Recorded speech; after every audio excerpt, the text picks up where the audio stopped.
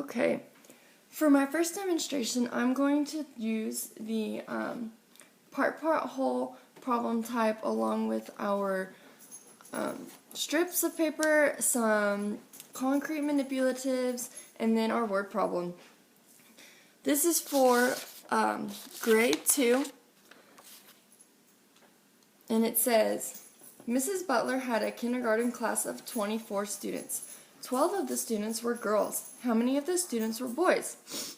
One thing we need to look at is not keywords, but the numbers and the relationships between each of them. So we know that she has 24 total students. And if we were looking at our strip, we know that this is the whole class. So the total number of students. And then 12 of the students, which would be half, are girls, and the other half are boys. So together, the girls and the boys make the total number of students in the class. For the students that need first the concrete manipulatives, we can use counters and say we know that Mrs. Butler has 12 students that are girls. So we have 1, 2, 3, 4, and I will put this on. And when we count them out, we like to count them either on a 10 frame or similar to a 10 frame like we did in Module 1, because students will better recognize that as subitizing. So they'll see 10 down in a row and automatically know that it's 10.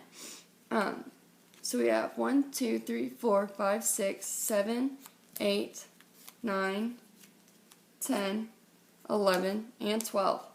We know that she has 24 total students, and so if we have 12, we can just count to 24. So we know we have 12, 13, 14, 15, 16, 17, 18, 19, 20, 21, 22, 23, and 24. So going back, we know the purple hearts were the girls, and we have 1, 2, 3, 4, 5, 6, 7, 8, 9, 10, 11, 12 girls. So to see how many boys we have, we can count the red ones. 1, 2, 3, 4, 5, 6, 7, 8, 9, 10, 11, and 12. So there's equal number of girls and boys, 12 girls to 12 boys. Now if we're looking at this on the set model,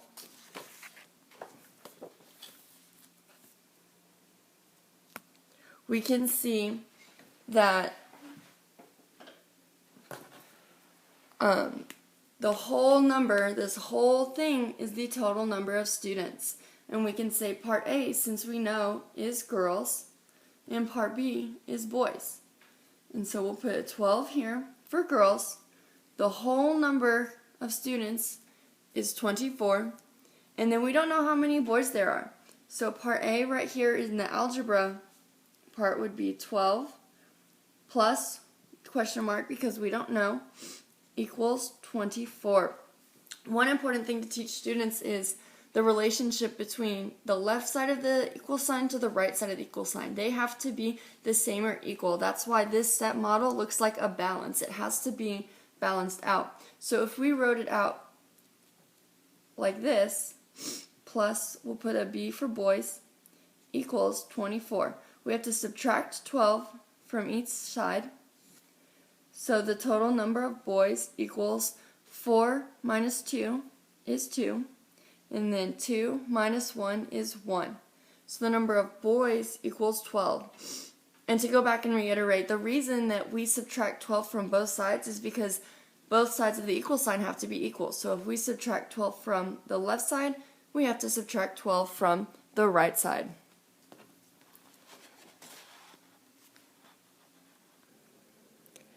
For the second part of my demonstration, this is also for a second grade level, and this is going to be a separate problem.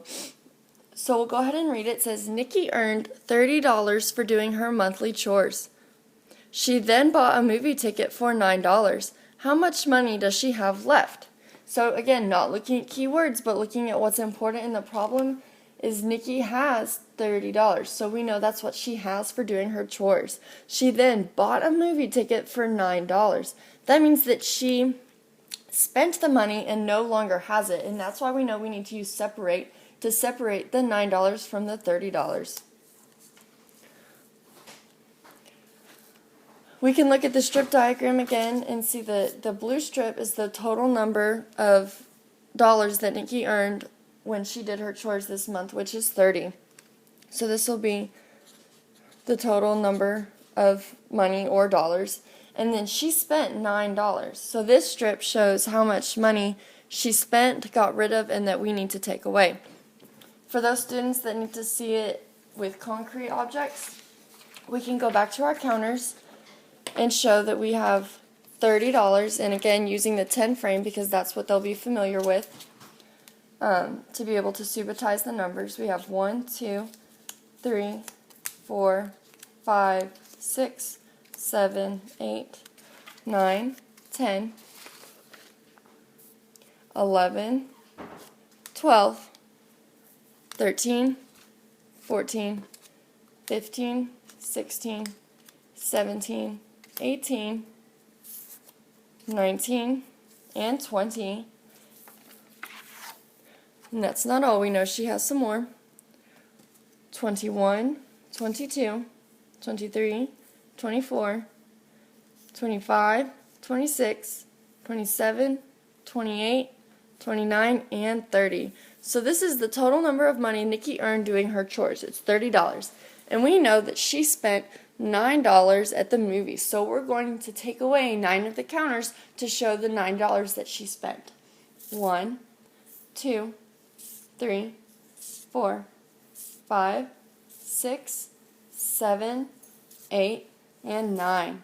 So subitizing and looking at our counters, we see that she has $10, $20, $1 left. Or for those students that need to count out all the way, that's fine too. They'll count 21 as well. So looking at our concrete objects, we know Nikki has $21 left. Now let's look at our linear model. And we see that the start, or the amount of money that she was given or started with, was 30. One common misconception that students might do is write the 30, the number inside the box, and that's incorrect. It actually means area. So if I wrote 30 in here, that means that the area is 30, not the total number of amounts. So that's a misconception to tell students to make sure that they understand what the difference is between writing it up here and in the box. So we know she starts with $30. And the change, or what she spent or what she got rid of, was $9. And we see the change arrow going this way because we're going to take it away from the total, and this line, or this half of the line, is what is going to be left. So if we come down here to our equation, or the algebra part, it's 30 minus 9 equals the result, which we don't know. So let's write it out how a student would be able to do it. 30 minus 9. So 0 minus 9, we can't do that, so we have to regroup the 3, and so we take away 1 10, and we have 2 10s there, but we move the 10 over here, as in we're regrouping. So we have 2 10s, and then 10 minus 9 equals 1, and then 2 10s minus 0 10s equals 2. We again got the number 21. If we want to recheck our work, we can say 21 plus the $9 that she spent. And we see 9 plus 1 is 10, so put the 0. Regroup the 10s over to the tens place. 2 10s plus 1 10s equals 30. So we added what she spent to what she had left to see that she actually started with 30, and we know that our answer is correct.